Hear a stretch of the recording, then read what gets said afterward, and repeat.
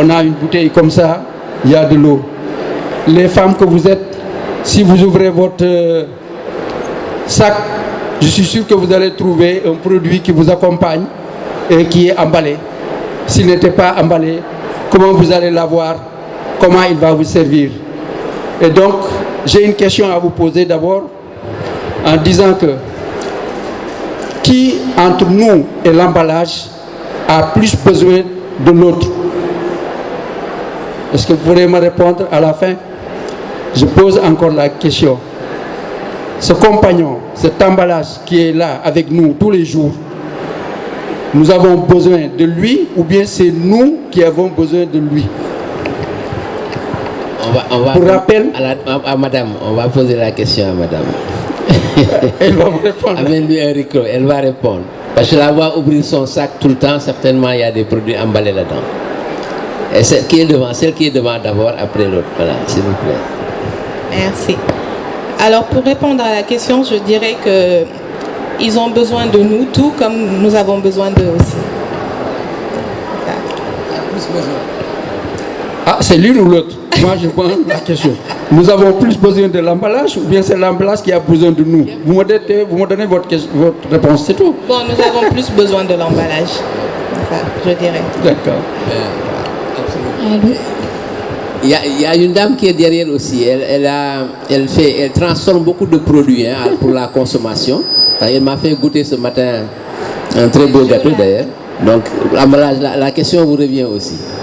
Bonjour à tout le monde et merci pour la participation que vous m'accordez.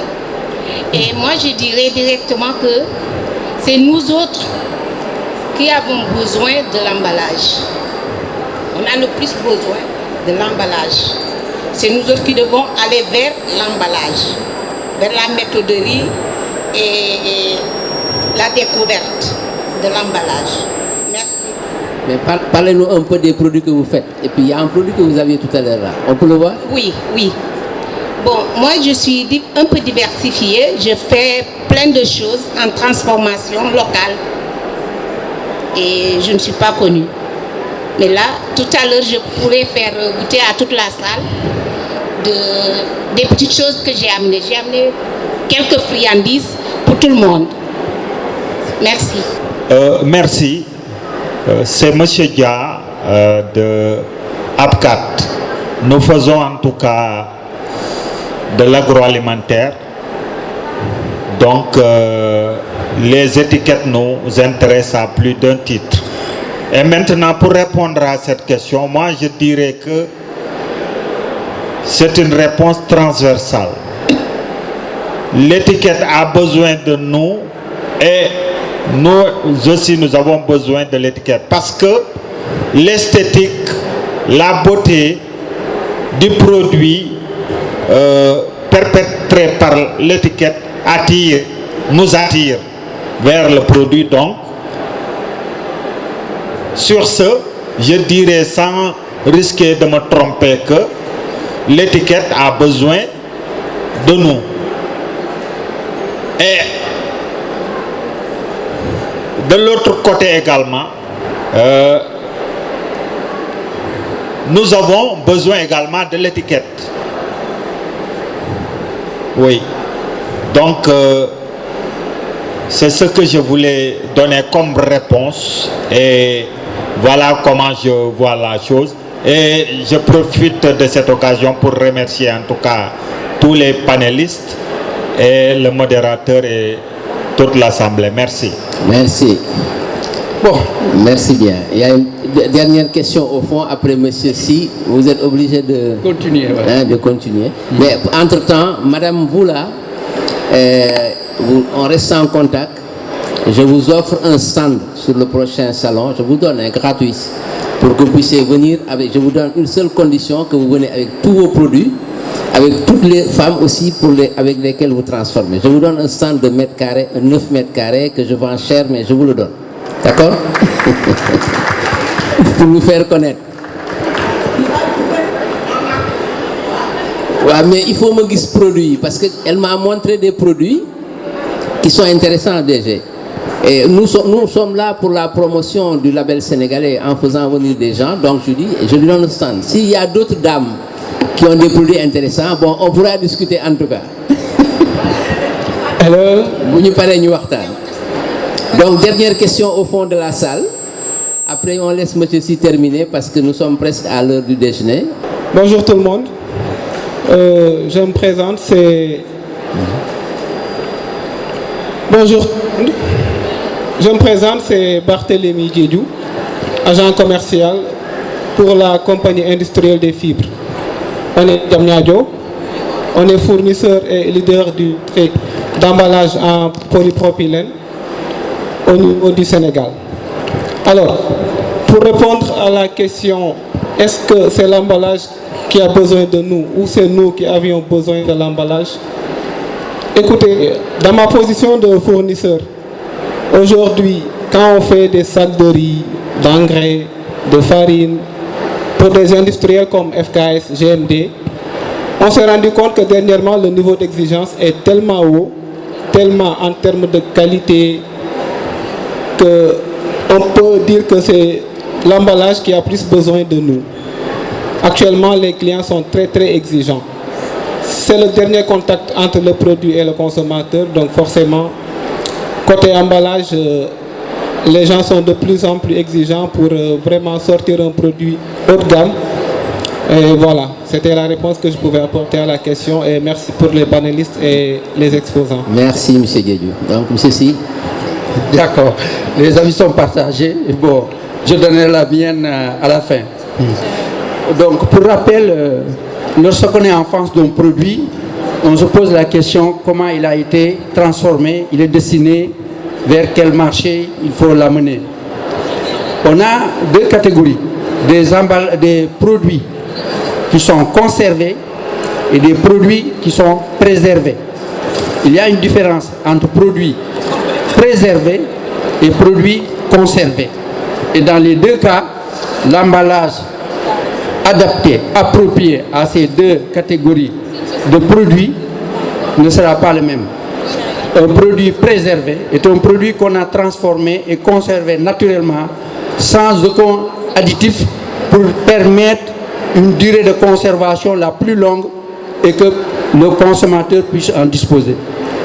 Un produit conservé, c'est un produit qui a subi une transformation avec des additifs chimiques autorisés qui permettraient donc de prolonger sa durée de conservation.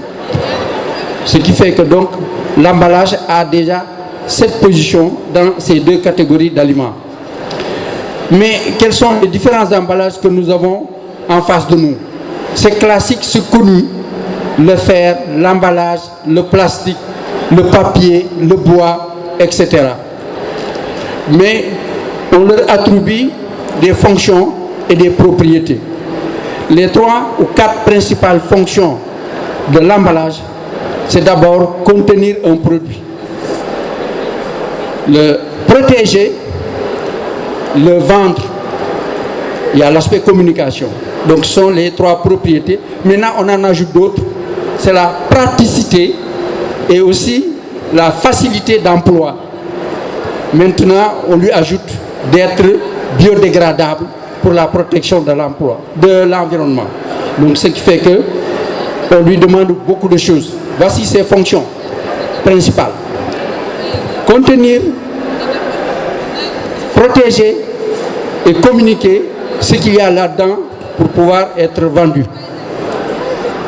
Ses propriétés, c'est d'être inerte, d'être stable, d'être inodore, d'être résistant et ne pas avoir de réaction entre le contenant et le contenu. Donc les propriétés sont là, ce qui fait que tout ceci, on doit le trouver dans un seul emballage. C'est pourquoi je dis que c'est problématique. Il a toutes ses fonctions et toutes ses propriétés et on les trouve dans les différentes catégories d'emballage que je viens de vous dire et que chaque emballage a ses avantages et ses inconvénients. On ne va pas les citer pour dire quel type de produit on va mettre, etc. Ça dépend du process. Et je l'ai tantôt dit. Est-ce que c'est un produit qui va être conservé ou préservé et à l'état frais, c'est-à-dire que réfrigéré, n'a pas subi de transformation, ou c'est un produit qui va être transformé et à deux niveaux. Un produit pasteurisé puis conditionné, ou un produit stérilisé puis conditionné, l'emballage ne sera pas le même. Et vous voyez donc, selon le traitement subi par l'emballage, par le produit, l'emballage qu'on doit lui attribuer va avoir des fonctions de résistance, d'inertie et de pouvoir protéger le produit le plus longtemps possible. Ce qui fait que ça devient un problème. Mais chaque année, il y a des innovations pour répondre aux besoins des produits nouveaux qui arrivent sur le marché. Et les emballagistes font des efforts de recherche pour nous mettre à notre disposition des emballages qui sont adaptés aux produits que l'on va mettre sur le marché. Qu'il soit un produit sec, ou un produit frais, ou un produit, je peux dire, humide. Puisque dans tous les cas, le produit que vous allez conserver dans un emballage, il a une certaine humidité. Humidité très très faible pour éviter le développement des micro-organismes, c'est dans le cas des céréales. Et il faudra donc le mettre dans des sachets plastiques, il faudra le protéger contre l'air, l'oxydation, etc. Il va avoir un revêtement artificiel, etc., etc. Donc, les process vont déterminer l'emballage qu'on doit choisir, mais aussi le type qu'on va utiliser. Puisque vous pouvez prendre, par exemple, des petits pois ou des haricots, les mettre dans un emballage métallique, comme vous pouvez les mettre dans un emballage en verre. Mais dans les deux cas, le processus n'est pas le même. Il peut être stérilisé ou pasteurisé, et le choix dépend de ces traitements, mais aussi dépend de son coût et du marché qu'on a visé. Mais on s'est accordé pour dire que dans tous les cas, dans l'agroalimentaire, l'emballage, les études, les rapports l'ont montré, représente en principe 25 jusqu'à 40% du prix de revient du produit. Ce qui veut dire que donc son choix est important dans la détermination du produit pour le rendre compétitif sur le marché. Et ce qui fait que donc il y a toute une information, toute une série d'études et d'analyses à faire avant de choisir son emballage. Mais aujourd'hui, les chercheurs, les producteurs d'emballage font preuve d'ingéniosité et chaque année il y a un lot d'innovations technologiques, de matériaux qui nous permettent de choisir un emballage plus attractif, moins cher et qui va aussi intégrer la dimension environnementale. Aujourd'hui, tout emballage pose un problème de recyclage, de destruction dans la nature ou de ses effets néfastes sur la nature. Ce qui fait que donc c'est un problème encore. Alors, au lieu de rester toujours à dire avantages et inconvénients, je pense qu'il faudrait voir en termes d'offres et de demandes et en termes de contraintes réglementaires et législatives qui fait que l'emballage doit aussi être dans cette lignée. D'abord, quelles sont les contraintes pour avoir un bon emballage? C'est d'abord, il y a une réglementation à respecter. Aussi bien pour l'emballage que pour exporter, pour mettre sur le marché, il y a des normes, il y a une réglementation et il faut un emballage qui puisse respecter ces normes. Par contre, du point de vue exploitation et fabrication technique, le problème qui se pose, c'est son coût. D'abord, l'approvisionnement en matières premières, d'où ça vient localement ou bien c'est importé, quand ça arrive. Avant que le producteur le transforme, les taxes qu'on met sur l'emballage, il faut essayer donc de voir ce problème de taxes, de la TVA, exonération de la matière première, ou bien c'est un emballage déjà fabriqué, prêt à être employé, et il y a aussi des taxes qui sont utilisées. Et là, ça c'est sur le transformateur qui va l'utiliser et qui va intégrer ce prix dans son prix de revient. Et je disais tantôt qu'il est toujours entre 25, 30 à 40% du prix. Et comment il va s'en sortir pour être compétitif? Donc, il y a ce problème de législation et de texte qu'il faudra voir. Maintenant, les emballagistes ont des lignes de production qui font des unités 250 grammes, 500 grammes, 750, 1 litre, etc. Et que c'est des chaînes qui produisent en très grande quantité par heure. Ce qui fait que leur rentabilité dépend du nombre de produits qui sont fabriqués, puisqu'on va le diviser avec les coûts, surtout de l'énergie, le personnel, les consommations, l'amortissement. Ce qui fait que donc, il faudrait produire une grande quantité d'emballage pour pouvoir le vendre moins cher. Mais cela demande que les transformateurs qui sont au Sénégal, par exemple, où nous sommes et que nous connaissons, les micro-petites entreprises et les petites entreprises ont des besoins très faibles. Et que si vous devez commander pour 5 mois, 6 mois, 1 an, même cela ne suffit pas pour faire tourner une unité pendant 1 heure de temps. Ce qui fait dire que donc il y a un problème de groupage, de mutualisation des demandes pour pouvoir une quantité importante pour que le producteur d'emballage puisse s'en sortir lorsqu'il va mettre en route sa machine. Mais aussi, il faudrait qu'on puisse avoir ce groupage pour permettre d'avoir une capacité de négociation avec le fournisseur d'emballage afin de pouvoir avoir des prix intéressants. Et là, c'est d'autres structures qui doivent le prendre en charge. Nous en reparlerons à la fin pendant que je vais conclure. Maintenant, le problème de la demande en emballage dépend de ces facteurs. Il faut essayer de les organiser. Il y a d'autres problèmes qu'on pourrait citer. C'est la disponibilité d'unités pour fabriquer des emballages, pas toujours à Dakar, mais dans toutes les régions, avoir une petite unité qui va fabriquer des emballages et que les gens puissent s'approvisionner localement plutôt que de venir toujours à Dakar. Il y a aussi le problème de la formation, le problème de la formation des transformateurs, mais aussi le problème de disponibilité des techniciens en emballage. C'est pourquoi je pense qu'au Sénégal, on doit ouvrir dans les écoles supérieures et universités des modules formation et spécialisation en emballage, et surtout pas en emballage d'une manière générale. Emballage verre, emballage métallique, emballage papier, emballage souple, c'est-à-dire les plastiques. Donc l'emballage est très pointu. Si on doit être un spécialiste en emballage, on ne peut l'être que dans un domaine. Comme le médecin, il y a le généraliste, mais il y a le pédiatre, il y a le cardiologue, il y a le gastro. Et emballage, si vous devez embrasser tout ceci, je pense bien que vous allez faire des études pendant 35 ans. Mieux vaut vous spécialiser sur le verre, ou bien le métal, ou bien l'emballage souple. Donc, au Sénégal, le constat est qu'on manque de cadres et d'ingénieurs en emballage. Et on en a besoin pour pouvoir accompagner les producteurs d'emballage, mais aussi les transformateurs. Ça, c'est un autre point. Il y a un autre point qui est important, c'est aussi la capacité à pouvoir donc importer des emballages prêts à l'emploi. Et comme je l'ai dit tantôt, maintenant on le trouve surtout pour les céréales, des emballages avec zip. Et on n'a qu'à ouvrir et mettre le produit et fermer. Maintenant, l'inconvénient, c'est que si on ne se ferme pas bien, il y a de l'air qui rentre là-dedans. Et l'air contenant de l'oxygène, ça va dégrader votre produit. Et ce qui fait que donc on n'a même pas besoin d'une machine pour emballer. La plus simple, c'est la thermosoudeuse. Mais même avec l'emballage zip, on n'a pas besoin de thermosoudeuse.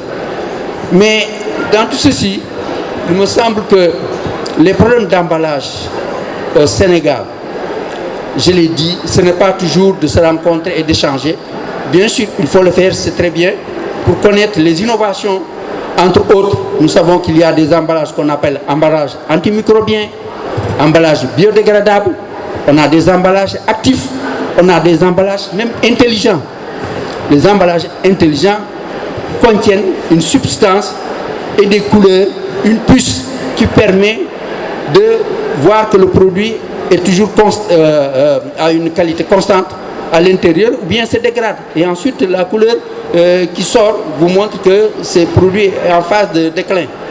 Il y a des emballages qui contiennent aussi des produits chimiques pour absorber soit l'oxygène, soit l'humidité pour éviter donc une dégradation une fois que le produit est dans son emballage. C'est pourquoi je dis que, quoi que l'on puisse dire, les exigences que nous avons envers l'emballage, je dirais que l'emballage comme est le froid. L'emballage vous restituera tout au plus la qualité initiale du produit que vous lui avez confié. Ça veut dire qu'il a aussi ses limites. Un jour ou l'autre, le produit va se dégrader. Mais on va essayer d'atteindre la durée la plus longue possible sans aucune altération du produit. Et ce qui fait que donc on a toute cette panoplie d'emballage simple, d'emballage intelligent, d'emballage biodégradable, d'emballage microbien et d'emballage intelligent, etc., etc. Votre plaidoyer au niveau du gouvernement pourrait nous faire arriver à cette solution-là. Parce que il serait bon de le faire un jour. Donc nous sommes tenus par le temps, donc je serai obligé, comme disent les chanteurs, l'honneur le doy. On a beaucoup échangé sur beaucoup de thèmes ce matin, mais nous sommes obligés d'arrêter parce que nos hôtes hongrois ont rendez-vous avec le ministre de l'Industrie.